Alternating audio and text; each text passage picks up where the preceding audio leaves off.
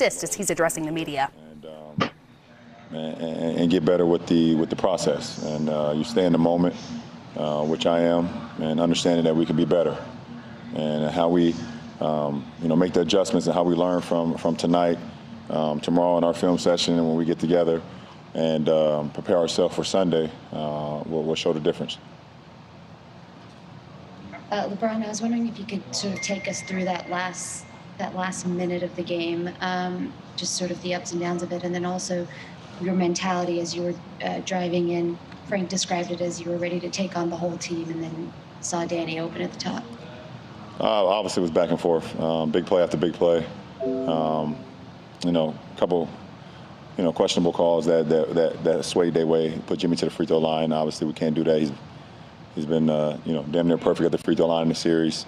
We just need to get one stop. We feel like if we can get one stop, we can do something on the offensive end. But we got a hell of a look. We got a hell of a look to win the game, to win the series. Didn't go down.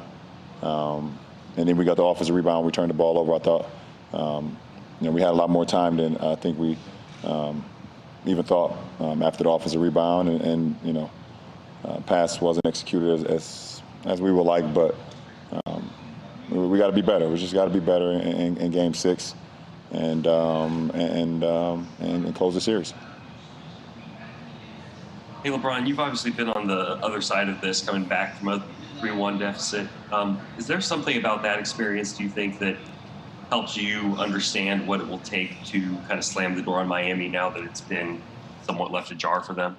Well, listen, at the end of the day, you don't predetermine anything, and you take the game as it's going, and then you play each quarter, you play each possession, and you live with the results. And, you don't think about what could happen at the end of the game and things of that nature. You don't get caught up in the aftermath. You have to live in the moment and prepare yourself each and every possession. Because if you start to wander and your mind starts to go, you make a mistake. And one thing about this team that we're playing, they make you pay for every mistake. And it's the same as when I was playing against Golden State all those years. You make a mistake, they make you pay. So we have to understand that. Awesome.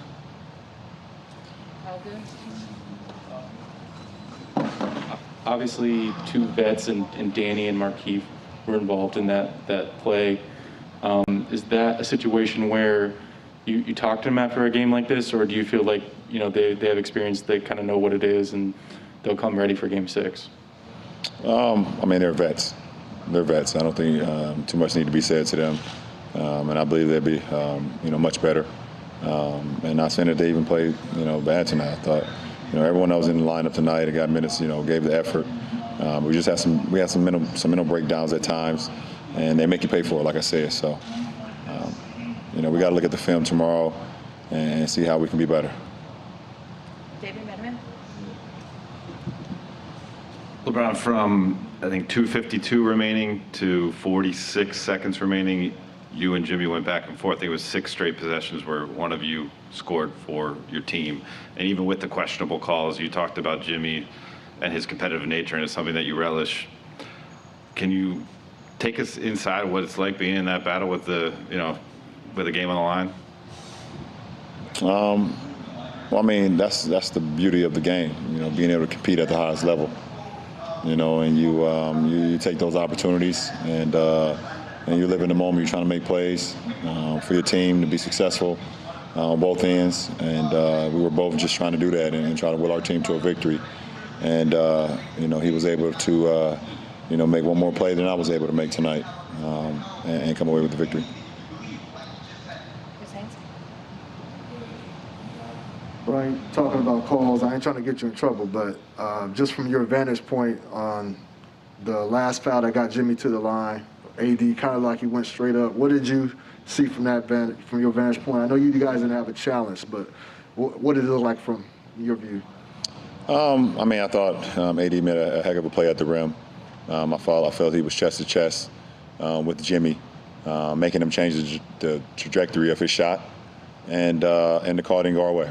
I feel like at that point in time, I think it was a tough call, but they made the call. We still had an opportunity to win, but we feel like with AD, and with him at the rim and him contesting things like that, we feel like we could, it could have swayed off. You've got more work to do, and you've got to get back to the hotel, get some sleep, and get ready for Game 6 on Sunday. But first, you're going to tell me the truth about your journey to get here and hitting 7 threes in a win-or-go-home situation. How freaking cool is that? It's pretty special. Truthfully, it's incredibly humbling just because I certainly never expected to be here. So I just try to be grateful for every opportunity that I'm given, go out and prove my teammates and coaches right, because they want me to shoot the ball every time I touch it. So it's easy to be clear in the mind when they're telling you that. Well, Duncan, I've watched all the guys tell you shoot it. And I looked at those first 4 games, and you had confidence you was knocking it down. But it was something different today. You went hunting shots. You started asking for shots. What was the difference today, whether they were going in or not, just your mindset? As this series has gone on, I'm getting more and more comfortable. And truthfully, I was very disappointed in how I came out really in those first 2 games. I felt like I wasn't myself and what I've been all year. And like I said, credit to these guys, because they're just always in my ear. They're relentless, always asking me to be aggressive and do my job. And obviously, it helps when the ball goes through a little bit. That obviously builds confidence as well. So it was nice to see some go, and then I just tried to continue to be aggressive. Duncan, when, watching you shoot the basketball, people got to understand what happens before. Take me through what's going on, because there's a lot of grab and holding. Talk to me about before you get a chance to get your feet set to take a shot, what's the mindset of you? Because this looks like they're trying to be physical.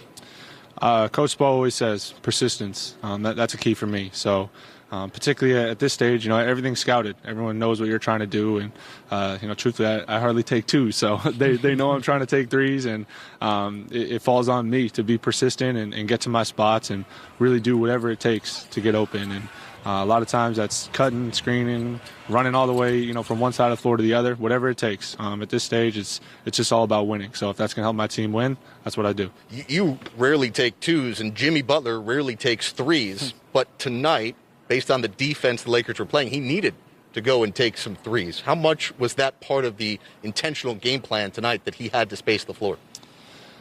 Well, Jimmy, you just can't put him in a box. People want to say that he can't do this or that, and he's just the ultimate competitor. So when you put him on this stage, he'll just do whatever it takes to win. And I think you guys all saw that tonight. I think you've seen it throughout this series, and he makes it easy to play with, just with how when he's that aggressive, draws so much attention. And for us, it's a lot of times it's just get out of the way. And he took us home tonight. Absolutely. Another guy I want you to talk about, Kendrick Nunn. Hadn't really been playing in the playoffs. Goran goes down. He was huge today, just fearless. Talk about how you guys are keeping his confidence going and how he played tonight.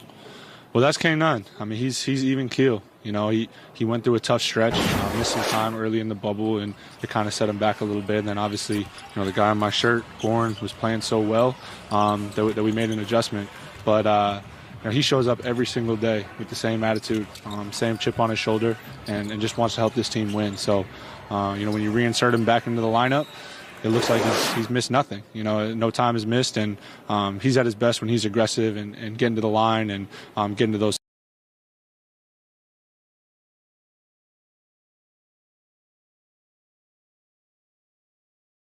spots, those mid-range spots that he loves.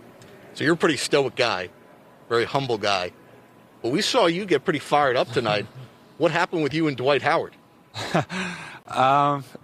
If it involves someone trying to come with my teammates, I'll step outside the stoic vibe, whatever it takes. I didn't exactly see the play, the tussle or whatever it was, but I gotta know that especially a guy like Jimmy, any teammate though, right, that we have his back. Yeah, but then he stepped over you over here, and you came down the court. It looked like you gave him a little elbow. Oh yeah, I think that was Anthony Davis. Was it? In the corner, right? But yeah, the other way to get me out of that stoic vibe is a bad call or a missed call. So I know the rest they're doing their best out here, just like we are. But in the heat of game, sometimes you can lose it a little bit. Duncan, we talked about moving with out the basketball, knocking down 3s, but you took an unbelievable, huge charge against Lebron. Take me through that mindset. Got your feet set. You took it in your chest. Yeah, whatever it takes to win. UD is on the sideline. I think he has the Miami Heat record for most charges taken. So when he's barking at you nonstop to take them, it's been a huge point of emphasis for us. And I was able to slide in and take it, which was big. But, at this stage, man, it's just whatever it takes to win. How shocked were you that they called for a challenge on that? I was a little surprised, but at the same time, I was actually surprised that it wasn't overturned. Really? Yeah, you got an undrafted guy, and